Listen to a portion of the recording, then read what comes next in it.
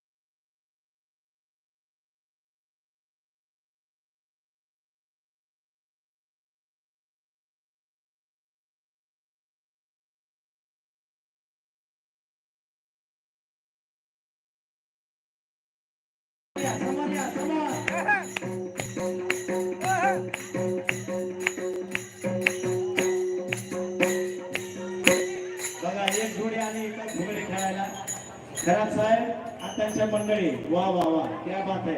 नाव घ्यायचं का नाही जोडी आली म्हणून